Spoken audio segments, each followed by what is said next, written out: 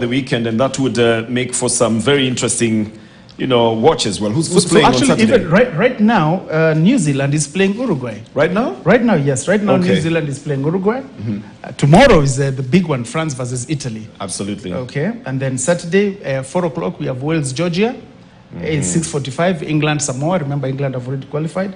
And then at 10 p.m., we have Ireland and Scotland. Okay, let's tie this to what is happening here at home as well. The news is that the Safari Sevens is back. Yes! That one we have to celebrate because it's one of the milestones that the chairman, well, I think he should be called president of Kenya Rugby, Sasha Mutai, promised us here. He said he would like to see the Safari Sevens back. And now it's going to be on. It's going to be on in November, I think. Yes, and 17th to 19th. This is some very good.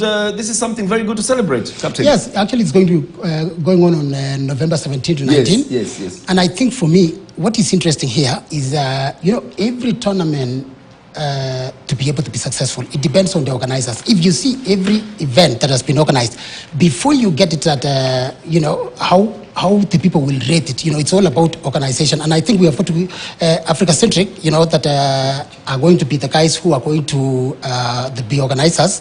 And I think, Afrocentric. Remember, they are the organizers of the World Rally Championships that was going on in... Yeah, they've given it to some company to help them to organize it. But more importantly, this thing was, the last time we had it was 2021. And because of COVID, maybe 2022, we didn't have it. No, but 2022 was sponsorship, not COVID. No, wait. Yes.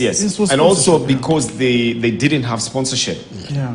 Sponsors pulled out. Yes. But now the fact that it's back and now it's being given to the company you're talking about to organize it, that means there is now some faith in the sponsorships as well, Captain. Absolutely. The moment you have good sponsors and good organizers, automatically, even the sports, the players themselves will definitely understand that, there is a lot of hype, because remember that it's all about the hype that is being put before the game. And that's why I can imagine how many people, how many fans will be there, because people are yearning to see the rugby sevens for what they have been for so long. Absolutely. Let's hear some of what was said about how it's going to happen. I think we've got a clip to that effect.